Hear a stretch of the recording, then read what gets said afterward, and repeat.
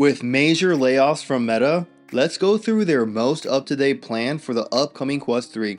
In this video, I'll also cover major features that might be included in the version 50 update for Quest 2, as well as game updates for Among Us VR and Assassin's Creed VR.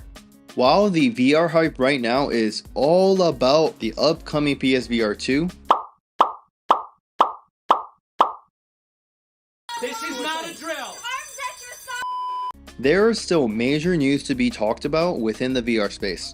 The first of these is the updated plans Meta announced regarding its next generation consumer headset, Quest 3.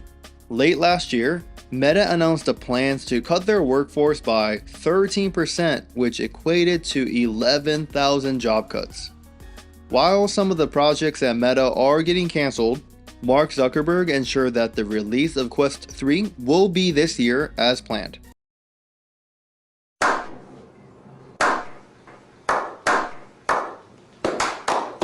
He also confirmed a couple of other features that will be included in Quest 3 that we already knew from the leaks I covered in previous videos multiple times, which are full color pass-through as well as pancake lenses. Some of the leaks are definitely coming from very reliable sources, but at the end of the day, the official confirmation from the company is what's important.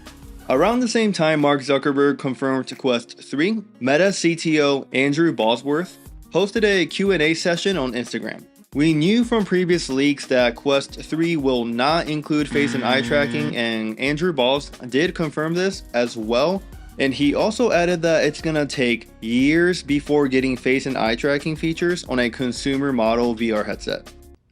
No, God! No, God, please, no! No! No! No!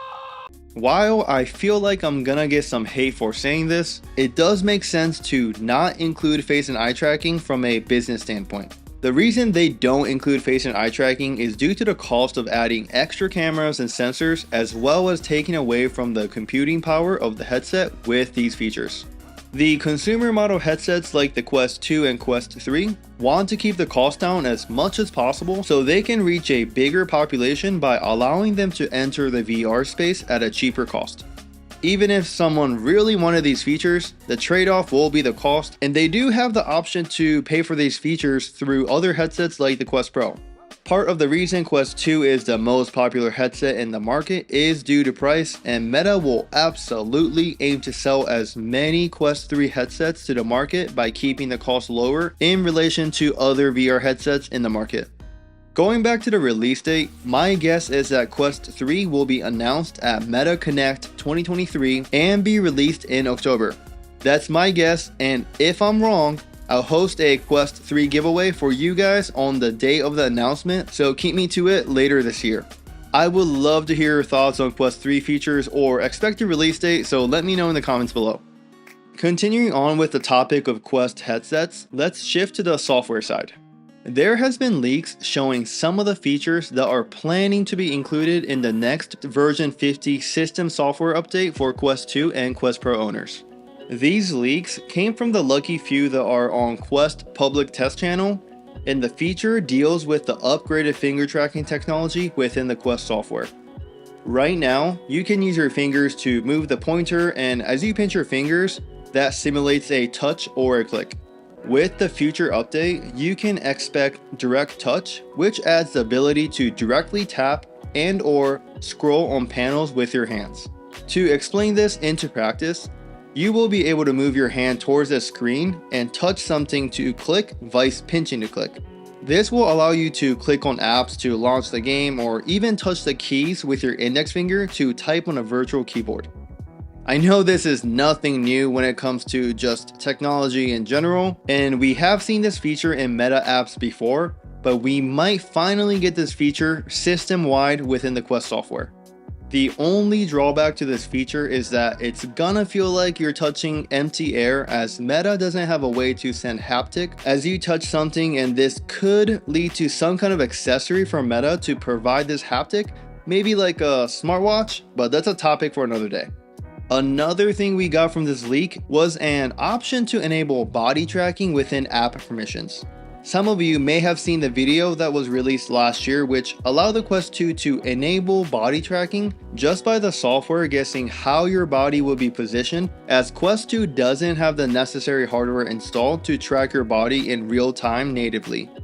There was another rumor last year that Quest Pro could feature some kind of body tracking and was even mentioned in the official Quest developer documentation, so this could be a feature that Meta is working on and will eventually show support.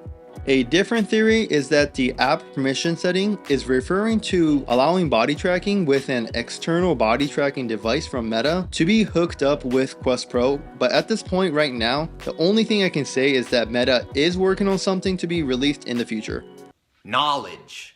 From what the leaks look like, it feels like the direct touch feature with finger tracking is probably near completion and has a good chance of making it to the official build of software version 50. While the body tracking option could make it, but probably will not, at least in this next update. Alright, let's get into the VR game updates. I've seen so many videos of YouTubers covering PSVR 2 games for this month, so in order to bring value to you guys, I'll be talking about things that don't directly relate to PSVR 2. Just as a note, I did buy a PS5 and PSVR 2, so expect some PSVR 2 content within this channel. The first one on the list is Among Us VR, and the game is hosting a Google Forums survey to see what you guys want to name their upcoming new map. The new map will be based on the map Polis, which we saw in the mobile version of Among Us. So if you want to affect the name of the new map, I'll leave the link to the forum in the description below so you can go ahead and vote. I personally voted for Polis Point, so let me know what you guys end up going with. Next is something that we have been waiting over 2 years for, and is the Assassin's Creed VR update. The official name of the game will be called Assassin's Creed Nexus, and we have new rumors that this game will be finally released in September of this year. It is still pretty far away at this point, and the release in September would mean that it got released after 3 years from the original announcement, which was back in Meta Connect 2020. The good thing from this rumor is that Assassin's Creed Nexus previously had a deal where the game would be exclusive to the Quest platform, but now it's understood that Ubisoft can publish the game across any VR platform, so possibly on PC VR through Steam VR and PSVR 2. Nice. The game studio is expecting so much hype from this game that they're already working on the sequel, Assassin's Creed Nexus 2, but if the pattern repeats, we won't see that game for another 2 to 3 years. As I mentioned during this video, please hold me to a Quest 3 giveaway if Quest 3 does not get announced in September for an October release, so be sure to subscribe so you can see the results.